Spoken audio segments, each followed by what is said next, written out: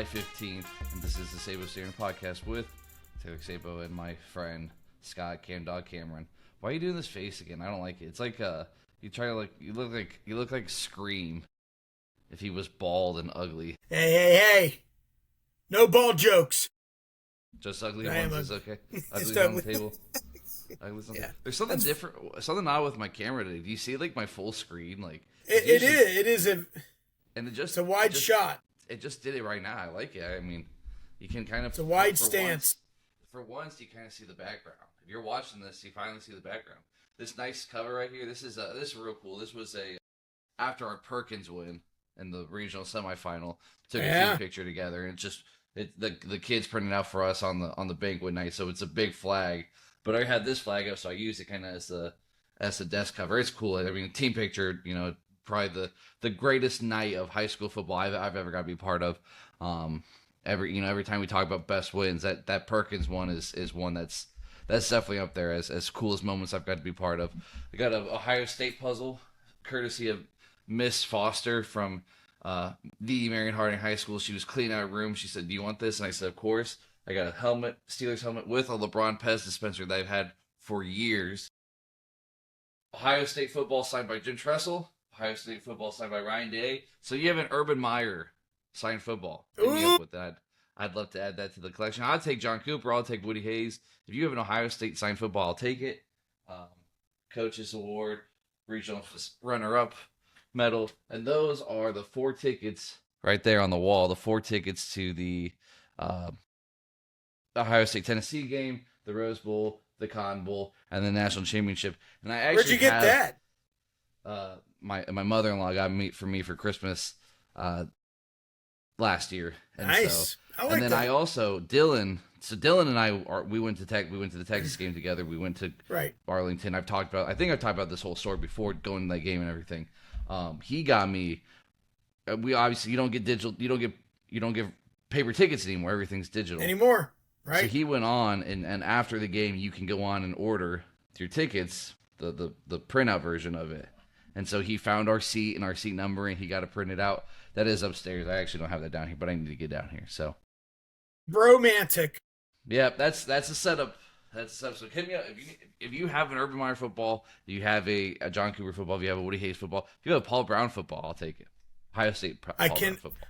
I cannot get you a football signed, but I do know the lady who gave him a lap dance, and I could probably make some things happen. You know her? No, but I probably know someone who knows her, and I can hook you up. All right. Talking all this stuff, this college football stuff, because it's mostly football stuff, high school football stuff, college football stuff, has got me in a football mood. So tonight, we're getting back into the nitty-gritty of being a football show. And so we are going to talk some college football mostly tonight.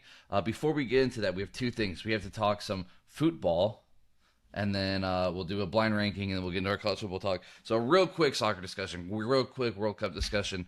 Argentina has pulled off another last-minute miracle win, basically 3 in a row, and they will be playing Spain in the championship, the FIFA World Cup final on Sunday, and go Spain.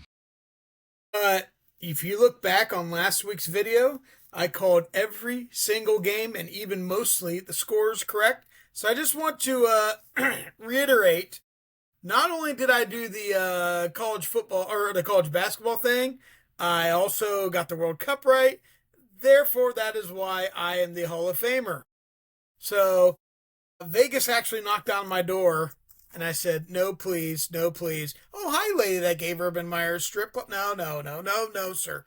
No, but it really, here's the thing. Argentina is definitely, they look like a team of destiny to a degree, but Spain is just that good. There's like a couple name players on Spain, but they're all good. They're all like, in like the Madden or NCAA world, like they're all 95s. They don't really have any 98s or 99s, but they're all 95s. And so there's a reason why they haven't lost a game in like 30, 35 games or something like that. They're loaded. Spain, I can see Spain winning 2-1 in some capacity Sunday at 3:00. Yeah. I did not get to watch the game yesterday. We football team was out at Clay's Park doing some swimming and stuff yesterday after 7-on-7. But I did watch the Belgium game, and Belgium made the United States look like we were a Division 7 football team, and Belgium was the big boys, and Spain went and they dominated. It's 2-1. It really wasn't there was no point of it that felt close. And then Argentina just keeps finding ways to win. It is amazing. 3 games in a row where it's like they really should be down and out, but they find a way to win. They do. And it's not even Messi scoring. Messi hasn't scored 3 games. Right. But he knows the things, and this is the mark of a good player. You talk about like a LeBron James, and Michael Jordan didn't have it so much. Kobe Bryant had a little bit, but the mark of a great player is knowing, hey, I'm going to attract a lot of attention. I'm going to distribute so someone else does. And that's kind of what LeBron tried to do as a player more, except for J.R. Smith. But and you see that with Messi, where when he gets the ball, people are just like, and he distributes the ball so well. And he's a great player. I tell you what, I think they look like a team of destiny. I was actually eating dinner with Macy, and it was 1-0, and England when I got there. I went up to Findlay to eat at Texas Roadhouse, and as we sat there, we just watched the whole thing unfold in 10 minutes. And that's the thing; they just score, bang bang. It's so quick. So it's did you hear the timer? Did you hear the timer? We got new things. We're trying new things on the Sabo Standard. Let's do it. Let's go. Let's go. I want to do a blind ranking. Hold on. Did you hear the timer though? Did you hear it? No. All right. Hey, I got one more discussion before we do your blind ranking. UFC 329 happened the other night. McGregor versus Holloway. The comeback fight that I had been waiting for. I understand that Conor McGregor as a human being is a terrible person. There's a lot of drama with him over the past 10 years. But for the sport of UFC, I've always been a Conor McGregor fan. I enjoyed the show. I enjoy in that sport the trash talk. I think it's hilarious. I also think that he's backed it up for the most part of his career. He goes and he fights Floyd Mayweather, makes a lot of money. And since then, it's just never been the same. 5 years ago, UFC 229 fights Dustin Poirier and breaks his leg. Doesn't even get to really compete. Breaks his leg, stabs his leg. Takes 5 years for him to get back to this point. UFC 329 against Max Holloway, a fighter that I like. I'm a big Holloway fan. Holloway had that great fight with Gaethje on UFC 300, knocked him out literally. Like, it's the latest knockout in UFC history. 4 minutes 59 seconds in round 5. It was literally down the last 10 seconds. He said, "Let's go right now." And so I'm always been a Holloway fan, and I was looking forward to this fight so much. Looking forward to this fight. Again, Conor McGregor, to me, I don't care how old he is. He's gonna sell tickets, and he's just so much. Yeah. He is the He UFC. fills seats. Yes, he fills seats, and the UFC needs McGregor right now. They needed him bad, and he goes out and all Thursday and Friday he looked healthy. He looked good. He did his trash talking. I mean, everything about it was like Conor McGregor-esque, right? And then you get to the UFC 329 the other night. He has some good early fights. Paddy the Baddy comes out there and just within the first minute submits this dude. Is making a name for himself. And Holloway comes out and McGregor comes out. And he's doing his walk and goes for a flying kick right away and lands on his knee wrong. And the fight was over within a minute and a few seconds. Called it. It's over. He can't compete. And it's disappointing. I mean, that was disappointing as a McGregor fan, as a UFC fan. I'm not any diehard UFC fan by any means, but I enjoy the UFC. I really, over the last 5 years, have really gotten into it a lot more. I kind of go through stages with it. But it being on Paramount Plus for $120 for the year to get to watch everything. I've watched every main event, every big fight, every big UFC event. It is on in my house, and I was so disappointed with the fight. People were saying McGregor was hurt beforehand, that he was just trying to get his check. He knew that he was getting hurt. I don't buy it. I really do believe in the spirit of competitive excellence, and people want to go out there and compete at the highest level. And him being the competitive person he is, wanting to go out there and fight. And I really do think it's a freak thing. I think he's old. He's 35, 36 years old, trying to go for a flying kick. People are like, why would he do that? If you watch any McGregor fight ever, that's what he does. He goes out with a bang to start his fight, and he tried to do it. And honestly, if he lands that kick on Max Holloway's knocked out within the first 3 seconds. But he didn't land it. He landed on his other leg wrong. And who knows what the severity of the injury is. At first, everybody's saying an ACL tear, which at that point in time, after the career was over, he's got one more fight left on his UFC contract. I hope he gets healthy, and I hope we get a good fight. Is he a headliner again? Probably not, to be honest. But if we get him and Holloway 3 technically, or just some, I want to see McGregor fight again because I enjoy watching McGregor fight. And at the same time too, the UFC needed him to make it, and he didn't. So as a UFC fan, I was a little disappointed, and at the same time too, it's also it's part of it's on McGregor. I wish we didn't wait 5 years for him to get back to that point, but here we are. I did not get the sense of the fixing and BS fight a la Mike Tyson. The last 2 times Mike Tyson's gone out to fight, it's all for money, and he had no intention of doing anything. Yeah. I didn't sense that at all. So, the whole thing of like, oh, it's a conspiracy. It's like, yeah, these are the same people think Lindsey Graham got assassinated. Relax, everyone. Sometimes bad things just happen. Yeah. But here's the deal. The bad thing happened as soon, correct. 5 years after a bad thing happened early on in a fight. But that's the case. That's the thing. When you go back to the women's card, Ronda Rousey and Gina Carano, is on Netflix, and that was hyped up. Gina came out, she's older, but she was a great fighter when she was younger, but she just hadn't fought in a while, and that's the way with Conor McGregor. Here's the thing. It's like the NBA. There's all these old heads older people that were playing in these sports, and it's like they are a shell of what they were.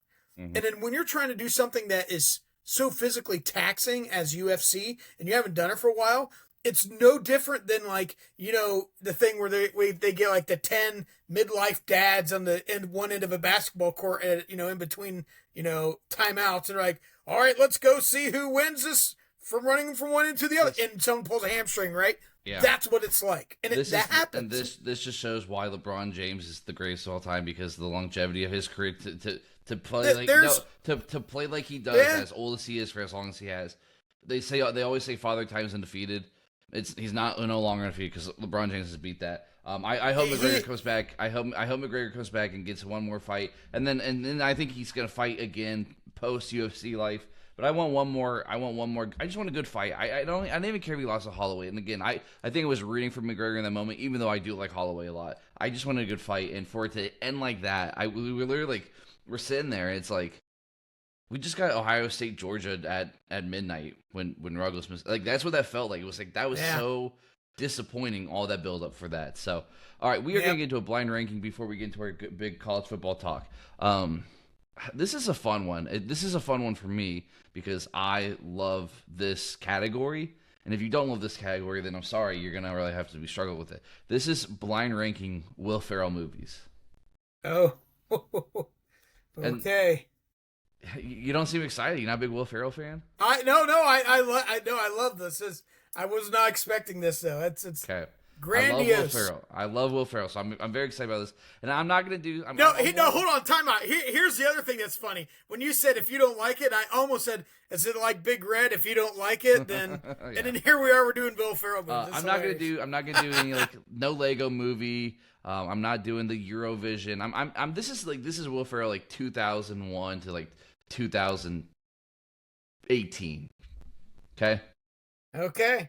All right. I tell you what, I'm going to be interested to see what comes up on this list because I have a favorite Will Ferrell movie you would never expect. Go on. All right. I'm ready. Your first one. This is an absolute Will Ferrell classic, The Other Guys. You know what?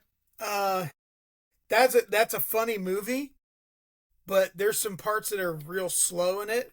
And Gator don't play that, but I'm going to go with number 5. Okay, I respect it. I'm actually I'm going to do my list with you, knowing what I feel like what I'm picking. I'm also it's also blind for me. I'm just randomly selecting them.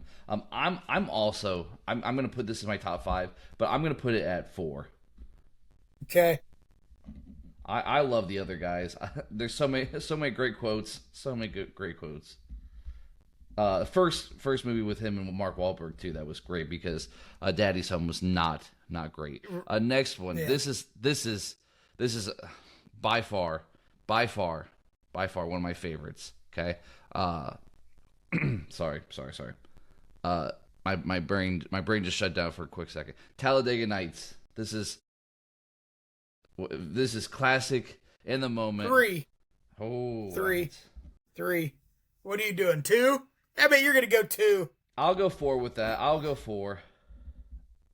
You already did 4. Didn't you do 4 already? I'll put that at 3. I'll put that at 3. Okay. Sorry, you're right. So we're both Talladega Nights on that. Yep. Talladega Nights is 3. Okay. All right. Next one. This is one that I can't even explain it. My brain's not working. Why is my brain broken? This is embarrassing. Holmes and Watson. Did someone say about broken brains? Yeah, somebody said broken brains. What? I did not. I only watched parts of this. Yeah, for good reason.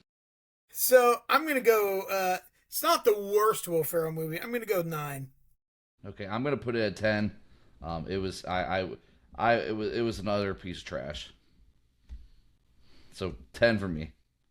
This is what's throwing me off is me doing my own blind ranking list for I'm picking the subject. It's weird. All right, another one. This is hit or miss. People love it. People hate it. Land of the Lost. Oh, yeah. That's I'm gonna go. Do you believe in life after? I'm gonna go 10 on this. Wow, that's awesome. Listen, and because I know there's some real bangers that are Will Ferrell movies, and I'm afraid if I go too high, then I still have 8 as a dump spot. I'm going Land of the Lost at 7. I appreciate the stupid humor in Land of the Lost. Yeah, I like it. I think it's funny. I keep getting stuck with these bad rankings at the end, and gotcha. All right, this kind of set off Will Ferrell in his prime as a primary person in movies. Old School. I'm gonna go 6. Okay, now this is gonna be a hot take for you. Okay, I love Old School. I think it's a great movie, but Will Ferrell part in it, because of I love Will Ferrell movies so much. There's some that I love so much more. If I get to it, I'm gonna put Old School at 8. I understand that. And here's the thing, there's a lot of things that are funny about that movie that are not Will Ferrell based, and so it's almost like he had a secondary role in a way, and he was not necessarily a main player, but yeah. Yep. All right, the next one. This is an absolute Will Ferrell underrated movie. Okay, only real true Will Ferrell fans love this movie and appreciate this movie, and I'm going semi-pro. I'm gonna go 8. Oh, I like that movie. Listen. Oh, that's I like take. That. That's bad. Listen. I like the movie. Oh, I like the movie, but listen, there are things that are funny in it, but it's more about other people being funny around him. Semi-Pro is number 2. Oh my gosh! Are you kidding? I love Semi-Pro so much. Back to me again. Dewey, where are you? You haven't gotten a check yet? What do you mean? I was gonna start singing the song, but it's not. Woody Harrelson, the way Woody Harrelson plays in that movie, it accents Will Ferrell. I don't know. Yeah. There's vibes of Old School in it. Yep. But next one, okay. This is another kind of deep cut Will Ferrell movie, The Campaign. I'm gonna go 4 on this. Okay. I don't want to go 4 on this, but I have to go 4 on this because I'm afraid the movies that I'm expecting aren't going to be on there. I'm putting Campaign at 6. I like it a lot. It being above Old School doesn't feel right, but it's okay. I like The Campaign a lot. Right behind Land of the Lost. Yep. Next one is this is a classic family movie, and that's Elf. Number 1. Oh, easily. Man. And it's listen, man. Listen, it's not even close. And here's why. Anyone can watch that movie. Not anyone can watch, Anchorman or The Campaign. Anyone can watch Elf. It's definitely a Mount Rushmore Christmas movie. Like, there's National Lampoon's, A Christmas Story, Elf. I mean, it's such a staple anymore. You know what I mean? I'm gonna put Elf at 9. It's a Wonderful Life. Yeah. It's a Christmas movie, so I really only will watch around Christmas. It's funny, but it's nowhere by near its best. It's a good movie. I enjoy it, but it's at 9 for me. Again, it being above Old School doesn't feel, or below Old School doesn't feel right. But I'm gonna put it at 9 because I only have 5 and 1 left. That's. Listen. Any crap you get from people watching this actually made it this far, you deserve it. Go on. Maybe. Next one. This is these last two. These are top 2, and I can't really put it at 2, but these belong exactly pretty much where they are. Anchorman, not the first one. Anchorman 2. Anchorman 2. I'm going to go with number 2. I'm going to put Anchorman 2 at 5 for me. Actually, but in all reality, Anchorman 2 is probably my second favorite Will Ferrell movie of all time. I love Anchorman 2. I love Anchorman 2 more than I love Anchorman 1. Anchorman 1 is hilarious. Anchorman 2 is by far one of the greatest comedies I've ever created. It's a classic. Better get Brick his balloon. You better get Brick his balloon. And here's the thing. There's more one-liners that are said from Anchorman than Anchorman 2, but Anchorman 2 is more funny than Anchorman 1. But 1 has all the lines that people say. Listen, did you just put that at 2? I put it at 2. Yes, sir. Okay. So I only have 7 left, and you only have 1 open. What do you have at 4? The Campaign, and you put The Campaign at number 6. Yep. Okay, last one. And then I saved this one for last specifically, no matter what the list was going to go. This is last. This is the best Will Ferrell movie of all time, and that is Step Brothers. Yeah, I have to put it at 7. Yep. But yeah. Did you know that was going to be the last one? I made that the last one no matter what. Yeah. That's kind of unfair. That's not I'm blind ranking. I'm the host. I can do what I want. I did everything else random. When I got to Step Brothers, I kept it for the end. So you had Elf 1, Anchorman 2, Talladega Nights 3, The Campaign 4, Other Guys 5, Old School 6, Step Brothers 7, Semi-Pro 8, Holmes and Watson 9, Land of the Lost 10. I had Step Brothers 1, Semi-Pro 2, Talladega Nights 3, The Other Guys 4, Anchorman 2 5, which is criminally underrated. Should be much higher. That should be 2. The Campaign at 6, Land of the Lost at 7, Old School 8, Elf 9, and Holmes and Watson at 10. I also like Zoolander is not really a Will Ferrell movie, but Zoolander belongs in the top 3 of comedies. I love Zoolander. I love Zoolander. Oh, it's so funny. Zoolander is one of the greatest movies ever. I love Zoolander. You ready for a hot take? Hold on. Okay, go ahead. Kicking and Screaming is a little overrated. When it comes to what? A little overrated when it comes to Will Ferrell movies. Daddy's Home is not great. I didn't like Daddy's Home. Daddy's Home 2. I thought 2 was better. And then Anchorman 1, I do like Anchorman 1, but Anchorman 2 is better. I liked Get Hard. I really enjoyed Get Hard. I thought that was funny. I thought that was a good one. Here's a hot take. A serious Will Ferrell movie that is actually really good is Everything Must Go. It's a good movie. It is. That is a fan, and a lot of people don't know that movie, and there's something about that movie that's really emotionally humanistic, and it's a great movie. So if you've not seen that movie, if you're watching this, you've not seen Everything Must Go, it's a great movie, but because it was a serious role, people didn't want to, advertise it as such. Have you ever seen his short, The Landlord? Where No. his daughter's like this little baby. She's the landlord. She comes to the door asking for her money. That's when you got to watch sometimes. Okay. Will Ferrell's always giving us some classic moments. So I've always been a big Will Ferrell fan. Good for Will. Hey, Way to go, speaking Will. of Zoolander, real quick, one movie we'll do this blame ranking sometime. Maybe some Ben Stiller comedies. And the best Ben Stiller comedy besides Zoolander, Tropic Thunder. That's pretty good.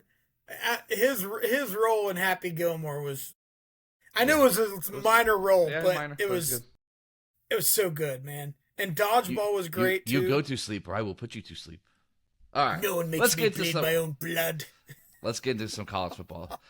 We want to fix college football, and in this episode, I think we're gonna take the next 20 minutes and we're gonna just talk about fixing college football. So we are going to do this.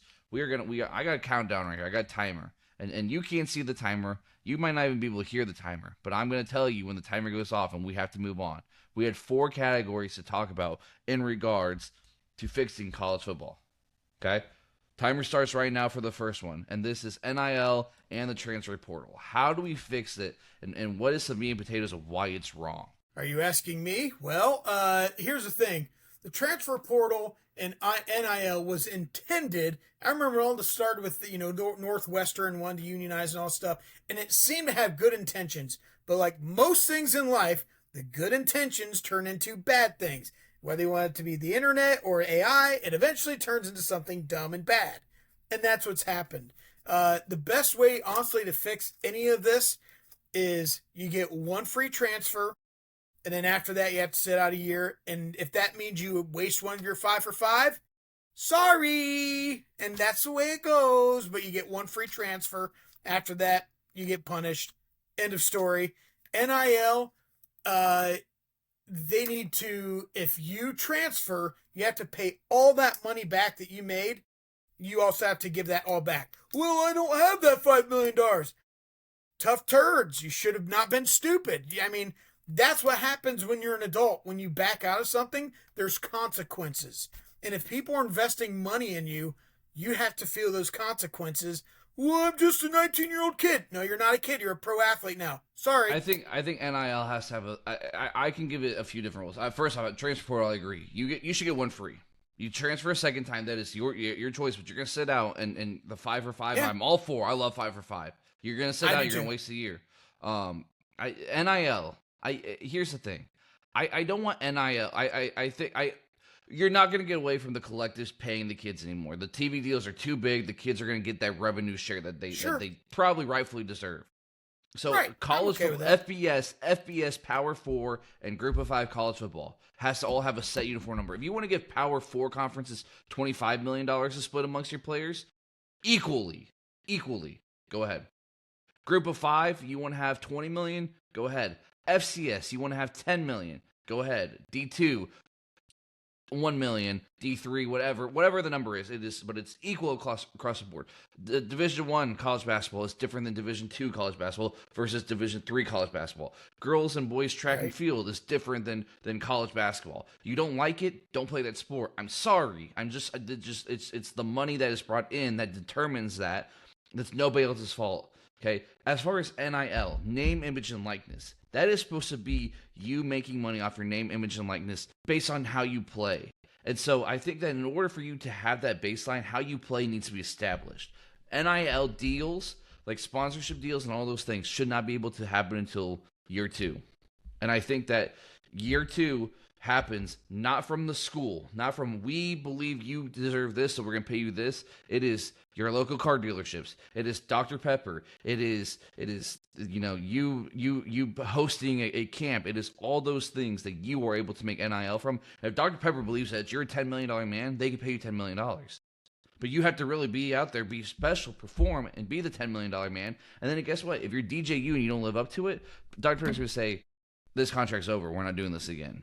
Like they're gonna make money from their collectives, from the TV revenue, all those things. But NIL, we've got too far into Georgia having 4 collectives that donate and do all these things and try to pay players. Tennessee, even Ohio State, like there's too many collectives and there's too many options. There's too many agreements where it just needs to be you've performed, so somebody with their own money that's separate is going to use that money and give it to you. And what you're talking about is revenue sharing versus performance contract based. And in all this stuff, it's dangerous because now you're putting gambling involving and stuff. And like people are like, only losers, threaten kids that are playing college sports. It's like, no, they're pro athletes. They're pro athletes. And the either reality, way, if you're a loser, you're a loser. If you go onto Twitter and you find whoever and you say, "Yeah, I'm going to murder you," doesn't matter because you missed a kick. But it doesn't matter. Here's the thing: people are open to scrutiny when you're out there and you want X number of dollars. You are open to that X number of criticism.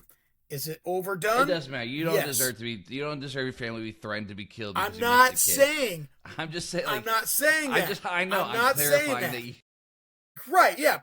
But to say it's so funny. Like you'll see like these like 48-year-old moms on Facebook. They're like, "Don't bother little Ricky. He tried his best." Well, little Ricky's making more in 1 year than I'll make my entire career as a teacher. I know. Sorry, Ricky. Let's move on. Let's move on. This next part I think is real important to fix, and that is the TV deals. Okay, our 5 minutes starts right now. This is a TV deal. So first off, ESPN used to have, they had some SEC packages, but SEC was owned by CBS, and then the Big Ten was primarily on ESPN, and so was the Big 12, and the Pac-12 it's kind of been weird.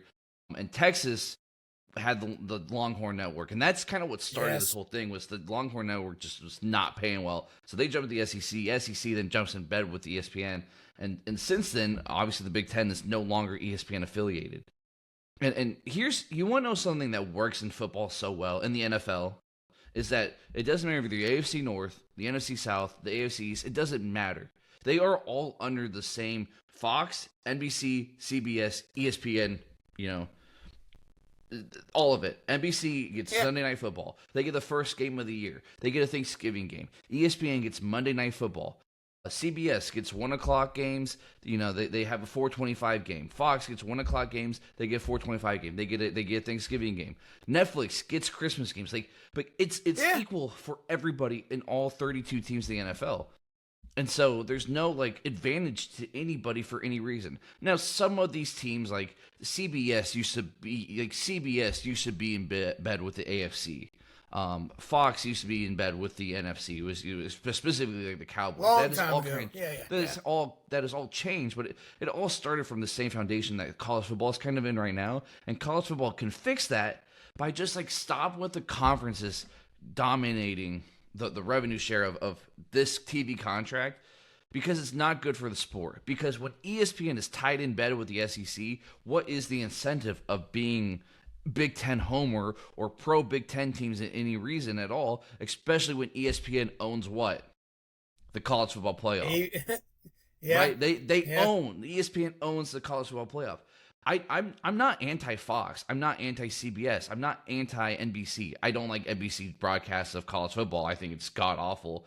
I like Fox's broadcasts of college football. I don't like that Ohio State's on big noon kickoff every single week because that's the cash cow. But it's if you have this melting pot that every group of 4 school plays equal to, they're all owned by Fox and ESPN and CBS, and whatever that deal wants to be similar to the NFL's, that's where you can get some real. It doesn't have to be we love the SEC anymore because we're ESPN, because we own SEC. They literally own college football SEC. And here's the thing, if ESPN did not own the college football playoffs, this might be a little bit different thing, because despite the clear slant for the SEC, it has not particularly worked out very well for him for the last 3 years, and the Big Ten has dominated college football. So, but I don't want Fox to own the college football playoff either, because I don't want it to be Fox heavy. But it almost needs to be I know. It needs to be both. It needs to be both. Both have a say. Can't we all just get along? Can we all get along to make the sport that we love better? To get equal playing games. Yes, and I think that's the thing. We talk in education about what's best for kids. If we're talking about what's best for the sport, and what's best for the revenue, general revenue for everyone, and all that, it would be what you're saying. That sounds like a panacea of football. It will never happen though. It won't. And that's the problem. There's too much. I don't think it won't. Too much politics involved. I think that we are. Whether I like this or not, I don't know. We are in a way of college football where very soon it is going to. 1960 something, we had the Division One split to D1A and D1AA, right? And then they renamed FBS and FCS. I think we're closer to another split to Power 4, and Power 4 is going to be sorry Northwestern, sorry Kansas, sorry Mississippi State. You sorry Stanford, you don't get in. It might be a relegation thing, which I'm okay with. Like, let's say you have 48 teams. You have 48 teams. You have four conferences, 4 divisions, and each division, 2 divisions are in one conference, and 2 divisions are in the other conference, and you have 12 teams in each, and there's relegation. Like, I would be okay with that. And then you have your not even your FCS, your Group of 5, and you can have your own Group of 5 playoff, which we have talked about before. And there's relegation. If you're Boise State and you win 2, Group of 5 national championships in a row, why not go play? You get the big boy invite. North Dakota State they were FCS and they got the big boy invite. Or you go win 2 natties in that, you get the big boy invite. Like, I think we're close to that, and when you get close to that, that is where you could take those 48 teams and have a true. There's our timer. I wish you could hear the timer, people. We're working on this. Okay. But what? You could have real quick. You could have a true TV contract with those 48. Just a question, a query. What if you had the top 48 and then you had your next level down? And what if you went undefeated, convincingly undefeated? Do you get invited to the college football playoff? I mean, kind of like what happened this last year. Poses some interesting things. Save that conversation for when we get to fixing the CFP, because we got some issues. Yeah. So the next part of the TV deals is scheduling, and I will admit the scheduling has gotten better over the last few years in regards to this. The SEC used to play 8 conference games. This year they are going to 9 conference games, which is what the Big 10 plays, which is what the Big 12 plays. ACC, I think, is going to every conference is playing 9. Let's just confirm this real quick. Play their 9 conference games. Yep, ACC is 2. So everyone's 9. Yep. The Germans go wild. The ACC is kind of weird. Most of them are playing 9, but there's gonna be a few that play 8 just because of how many teams they have in the. But for the most part, it is 9. It is a consistent 9. It used to not be like that, because the SEC would play 8, and Week 11 they're playing Mercer, they're playing Grand Valley State, they're playing Middle Tennessee Tech of the Blind, the they're Citadel. They're playing. Not that there's wrong anything with blind people. There's nothing wrong with blind people. They're playing Mount Vernon and Naz. Like, it's just like they were scheduling anybody that would come over for a couple $1 million, and that is the problem that you're. The NFL, Week 15, the Browns don't get to say, like, guys, we've been getting beat up all season long. Okay, we're going to have Appalachian State come into town. We're going to play them. Okay, where they're not calling NFL Europe teams or Canadian Football League teams like, hey, we're going to play them this week. Well, as we get ready for conference week or for division week next Barcelona week. Dragons. Yeah, and so the scheduling has gotten better. But here's where the scheduling can get even better. When you have that 48 teams, that group of 4 teams, right? I want to see Ohio State play Texas. I want to see them play Alabama. I want to see them play Georgia. I want to see them play Oklahoma. I'm just naming SEC teams, but I want them to play other big-name teams outside of our conference early on in the season. Heck, I wouldn't mind if we played, like, Oregon Week 1, and then in the middle of the season, you have a non-conference game against another big boy, right? And I think that's good for the sport. It's good for fans. And with a 12-team playoff, if you lose that game, it's not end-all, be-all. Now, we want the best 12 teams, which means that you have to earn it, which means you still have to win games. Why did Texas not make it last year? Because they only won 9 games. If they don't play Ohio State and they play Idaho State instead of Ohio State, are they in with 10-2 record? Sure, but don't lose don't lose later on to Florida. You could lose to Ohio State, don't lose to Florida. Bad loss.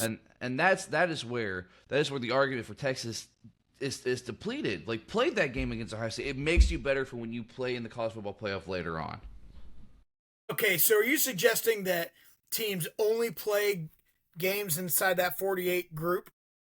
If we ever got to that 48, yes. With the model that we have now, here's time out. With the model right now, real quick, I would say play your 9 conference games. You play one power. You have to play another group of 4 outside of your conference. Home and home. Yeah. Every team has a home and home. Sure. Then you have 2 other ones. You could play a group of 5, and you could play an FCS. I don't like the FCS. I just don't anymore because too many the good FCS are leaving. It's just a money grab. It's not worth it, or it's not the money grab for them. It's the cupcake. Two group of fives.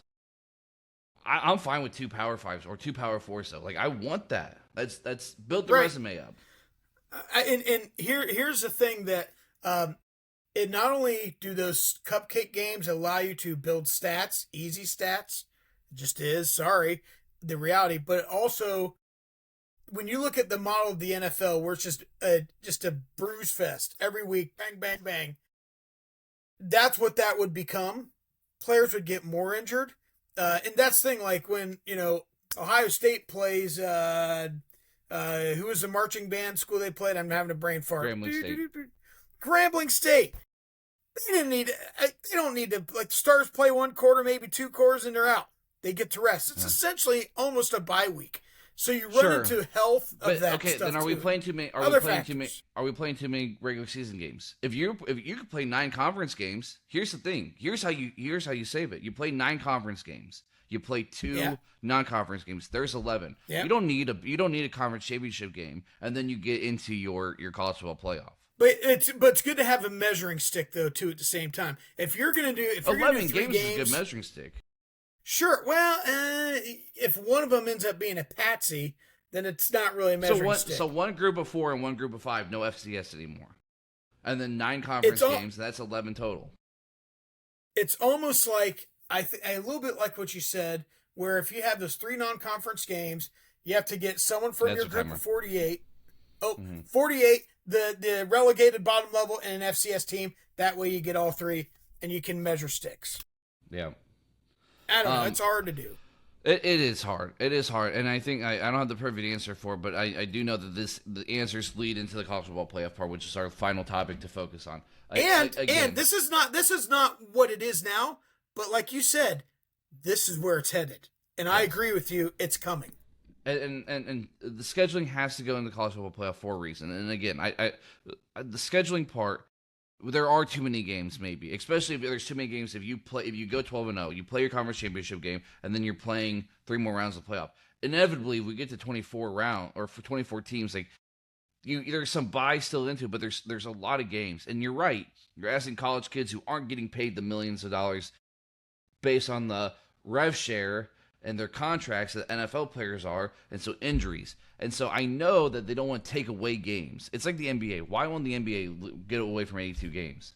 Why won't they go down to 75? Players would love it, right? It would help with load management. Why do you not go to 75? Because of this right here. Why does baseball play 162 games? It's not about they don't care about the history of baseball. They don't care about the tradition of baseball. They care about this, right? The green thing that goes in the pockets of the people that matter. College football doesn't want to get rid of games, but you don't have to get rid of games if your playoff is so expanded and your bowl games are so expanded that becomes the reality of your games 12 and 13 and 14. You don't need to play 3 non-conference games if we're wasting one every single year on an FCS. We don't need. And all reality, I look back at Ohio State, Indiana last year. Have you ever seen a 1-2 game not matter? It mattered for the sense of like the 1 and 2 seed, right? And Ohio State ends up being the 2 and getting Miami, and maybe we're the 1 and we play Bama. It's a different story, right? But hindsight was in the matter of that game, all it mattered was 1 and 2, not for the reality of 1 versus 2, and that becomes a problem the moment that's reality, and that became a reality last year. Does that even matter? Why not just have co-champs Ohio State, Indiana, right? In the grand scheme of college football anymore, does conference championships matter? Do you think Ohio State has won? That's what you're asking. Ohio State has won a conference championship since 2020 when they beat Northwestern when Trey Sermon ran for 338 yards. Do you think Ohio State cares? I think they care that Michigan beat them, but guess what? Even 2 years ago, they don't care. You know why? Because they won the Natty. Does Indiana really care they won a conference championship this year? No, they don't care because they won the Natty. Look at Georgia. I guess Georgia was undefeated. But there's years that Bama won a national championship without winning a conference championship. Like, it just doesn't matter. You know where conference championships matter? In high school football still. Like, it's a goal for the Galleon Tigers to win a conference championship because it means something. Conference championships in college football right now just don't mean anything. It's like a division title in the NFL or even the NBA. Like, do you think the Lakers care or the Warriors care when they win the Pacific Division? So what you're advocating for is getting rid of conference championships. Yes, because essentially that conference championship game could become a round in the playoffs. Especially if you're going to 24. Right. I personally think, I personally think 18 is the best one because then you get 6 teams get a first round bye. You know what I'm saying? Like 24 seems like if you have 48 teams and half of them get in, bleh, you know, that sucks when we see pro sports one plays in it. You know what I mean? I want 16. I think 16 is the best answer. And again, we talked about this last year when the college football playoff, when the games were over. I want the 16 best teams. I don't want automatic group of 5.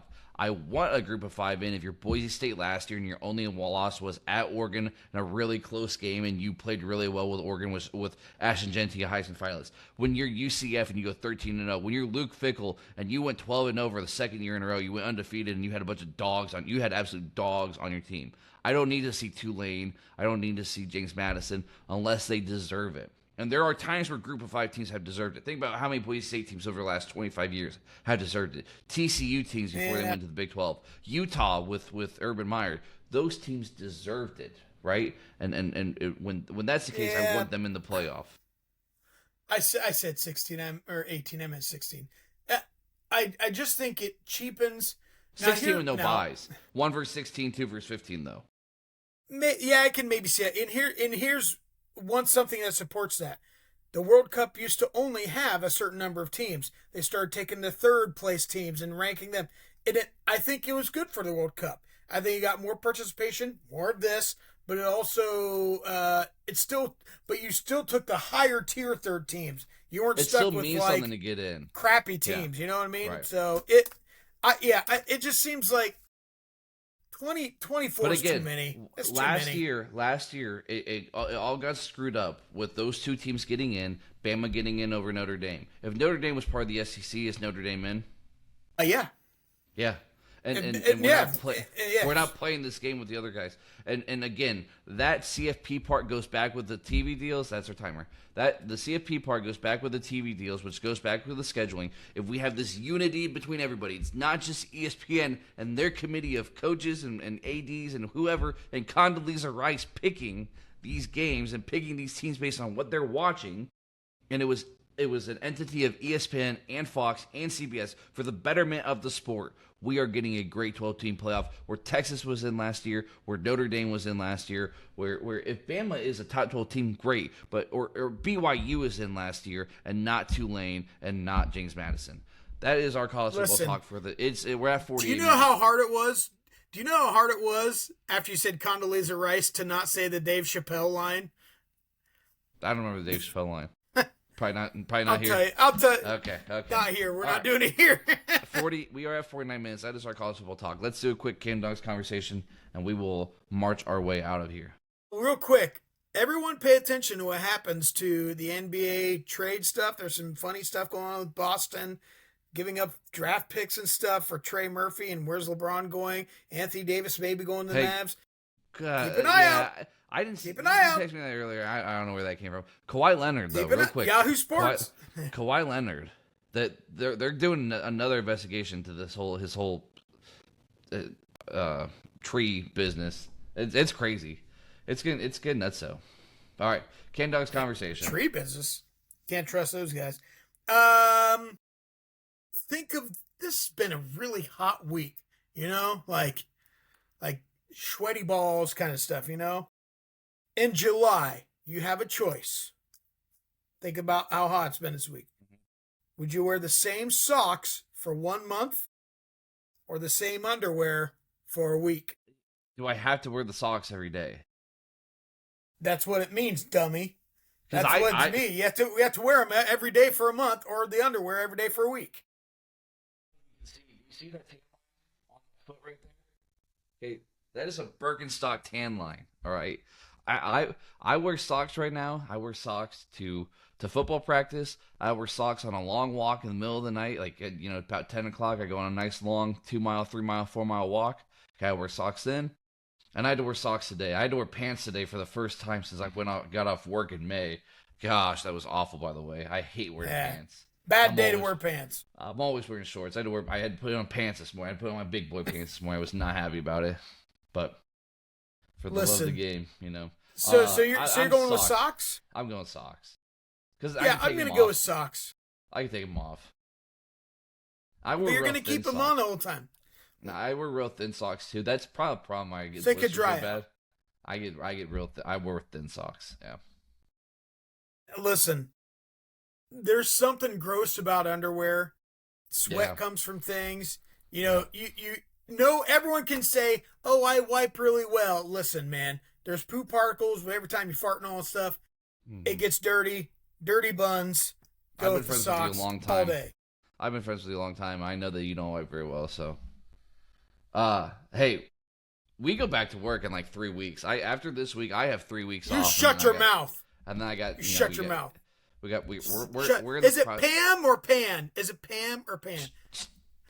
Shut your mouth. I think I can help you with this Pam issue. Hey, that's Austin Powers is another Will Ferrell movie. Technically, Austin Powers is a great trilogy. Hot take: Austin Powers is the greatest trilogy of all time. I said what I said. Hey, we're back to work here soon. That's man. We got dumbest thing I've ever heard in my life. We have 3 or 4 weeks and we are back to work. Yep. It's happening, which means that we are getting close to the college football playoff preview episode or college football season episode. We're getting close to our NFL preview episode. That'll be your first one with me. We're almost at our 1 year anniversary of this podcast too, which is the longest that I've ever gotten it for. So I'm excited to hit that 1 year point. I'm just glad that, you know, people actually kind of watch sometimes. Sometimes they're really sad. It depends. Lonely, depressed people that have nothing in their life going for them. That's why they watch. Yep. Hey, next week we have a new we have Good Dog, Bad Dog next week. I'm looking forward to that. And it's been a busy week. I'm looking forward to kind of a relaxing week a little bit next week. So we gotta enjoy our relaxing time when we can because we are back to work here soon. All right, guys, that is all for this episode of the Sabo Standard podcast. If you made it this far, like, comment, subscribe, all those good fancy things. Share this with a friend, with a family member, with somebody you hate. Send the link back to Scott because he doesn't even want to listen to his own podcast. Jamal, take us out. Actually, you what? I listened to the podcast last week's today to make sure I got all those picks right for the World Cup. Spain 2-1. Write it down. All right, Jamal, take us out. Because if you go piss like a puppy, stay on the porch and let the big dogs eat.